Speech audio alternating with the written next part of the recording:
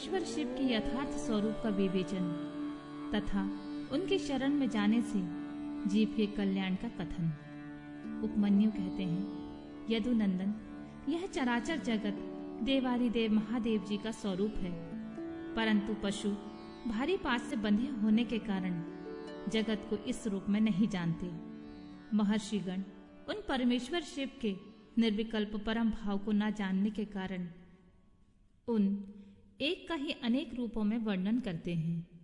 कोई उस परम तत्व को अपर ब्रह्मा रूप कहते हैं, कोई पर ब्रह्मा रूप बताते हैं और कोई आदि अंत से रहित उत्कृष्ट महादेव स्वरूप कहते हैं। पंच महाभूत इंद्रियां, अंतःकरण तथा प्राकृत विषय रूप जड़ तत्व को अपर ब्रह्मा कहा गया है। इससे भिन्न समष्टि चैतन्य का नाम पर ब्रह्मा है। बृहत और व्यापक होने के कारण उसे ब्रह्मा कहते हैं। प्रभु वेदों एवं ब्रह्मा जी के अधिपति पर ब्रह्मा परमात्मा शिव के बेपर और अपर दो रूप हैं। कुछ लोग महेश्वर शिवा को विद्या विद्या स्वरूपी कहते हैं। इनमें विद्या चेतना होती है और अविद्या अवचेतना। यह विद्या विद्या रूप विश्व जगत गुरु भगवान शिव का ही रूप है। इसमें संदेह नहीं है, क्योंकि विश्व उनके वश में है।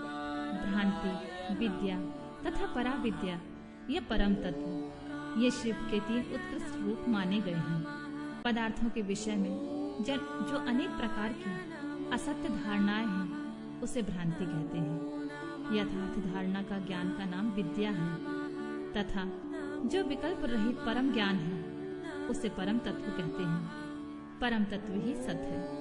इससे विपरीत असत कहा गया है। सत और असत दोनों का पति होने के कारण शिव सदा संपत्ति कहलाते हैं। अन्य महर्षियों ने क्षर, अक्षर और उन दोनों से परे परम तत्व का प्रतिपादन किया है। संपूर्ण भूत क्षर है और जीवात्मा अक्षर कहलाता है। वे दोनों परमेश्वर के रूप हैं, क्योंकि उन्हीं के अधीन है। शांत स्वरूप शिव उन दोनों से परे हैं, इसलिए क्षराक्षर पर कहे गए हैं। कुछ महर्षि परम कारण रूप शिव को समिष्टि व्यष्टि रूप में तथा समिष्टि एवं व्यष्टि का कारण कहते हैं। अव्यक्त को समिष्टि कहते हैं और व्यक्त को व्यष्टि। इन दोनों परमेश्वर शिव के रूप में हैं, क्योंकि उन्हीं की इच्छा से प्रवृत्त होते हैं। उन दोनों के कारण रूप में स्थित भगवान शिव परम कारण है। अतः कारणार्थ वेता ज्ञानी पुरुष उन्हें समिष्टि व्यष्टि का कारण बताते हैं। कुछ लोग परमेश्वर को जाति व्यक्ति स्वरूप कहते हैं। जिनका शरीर में भी अनुवर्तन हो, वही जाति कही गई है। शरीर की जाति के आश्रित रहने वाली जो व्यावृत्ति है, जिसके द्वारा जाति भावना का आच्छादन होता और व्यक्तित्व भावना का प्रकाशन होता है, उसका नाम व्यक्ति है। जाति और व्यक्ति दोनों भी भगवान शिव की आज्ञा से परिपालित हैं। अतः उन महादेव जी को जाति व्यक्ति स्वरूप कहा गया है। कोई कोई शिव को प्रधान पुरुष व्यक्त और काल रूप कहते हैं। प्रकृति का ही नाम प्रधान है। जीवात्मा को ही क्षेत्रज्ञ कहते हैं। 23 तत्वों को मनीषी पुरुष ने व्यक्त कहा है और जो कार्य प्रपंच के परिणाम का एकमात्र कारण है, उनका नाम काल है। भगवान शिव इन सबके ईश्वर, पालक, धारणकर्ता, प्रवर्तक, निवर्तक तथा आविर्भाव और तिरोभाव के एकमात्र हेतु हैं। वे स्वयं प्रकाश एवं अजन्मा है। इसलिए उन महेश्वर को प्रधान पुरुष, व्यक्त और काल रूप कहा गया है। कारण, नेता, अधिपति और धाता बताया गया है।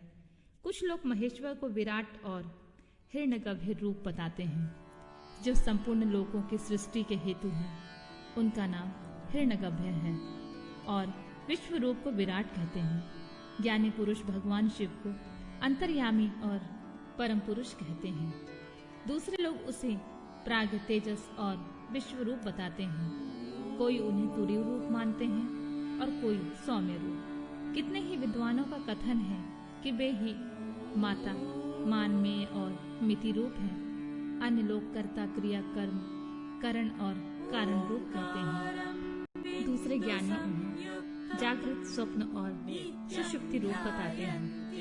कोई भगवान शिव को तुरीय रूप कहते हैं तो कोई तुरीयातीत, कोई निर्गुण बताते हैं तो कोई सगुण, कोई संसारी कहते हैं तो कोई असंसारी, कोई स्वतंत्र मानते हैं कोई अस्वतंत्र, कोई उन्हें घोर समझते हैं कोई सौम्य, कोई भगवान रागवान कहते हैं तो कोई वीतराग, कोई निष्क्रिय बताते हैं तो कोई सक्रिय, किसी के कथा अनुसार वे निरेंद्रिय हैं तो किसी के मत से शनेंद्रिय हैं। उन्हें कोई ध्रुव कहता है तो कोई अध्रुव, कोई उन्हें साकार बताते हैं तो कोई निराकार, किन्हीं के मत से वे सादृश्य हैं तो किन्हीं के मत से दृश्य, कोई उन्हें वर्णीय मानते हैं तो कोई अनिर्वचनीय, किन्हीं के मत से वे शब्द स्वरूप हैं तो किसी के मत में शब्दातीत, कोई उन्हें चिंतन का विषय मानते हैं तो कोई उन्हें अचिन्त्य समझते हैं। दूसरे लोगों का कहना है कि विज्ञान स्वरूप हैं, कोई उन्हें विज्ञान की संज्ञा देते हैं, किन्हीं के मत में वे ज्ञेय हैं, किन्हीं के मत में अज्ञेय, कोई उन्हें पर बताता है तो कोई अपर। इस तरह उनके विषय में नाना प्रकार की कल्पनाएं होती हैं।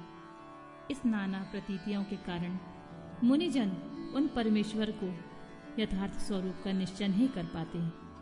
वे सर्वाभाव से उन परमेश्वर की शरण में आ गए हैं। वे ही उन परम कारण शिवा को बिना यत्न के ही जान पाते हैं। जब तक पशु जिनका दूसरा कोई ईश्वर नहीं है, उन सर्वेश्वर सर्वज्ञ पुराण पुरुष तथा तीनों लोकों के शासक शिव को नहीं देखता, जब तक वह पाशों से बद्ध हो इस दुखमय संसार चक्र की गाड़ी के पहिए की नेमी के समान घूमता रहता है। जब यह दृष्टा जीवात्मा सबके शासक ब्रह्मा के भी आदि कारण संपूर्ण जगत के रचयिता सुवर्णोपम दिव्य प्रकाश स्वरूप परम पुरुष का साक्षात्कार कर लेता है, तब पुण्य और पाप दोनों की भले भांति हटाकर निर्मल हुआ वह ज्ञानी महात्मा सर्वोत्तम समता को प्राप्त कर लेता है।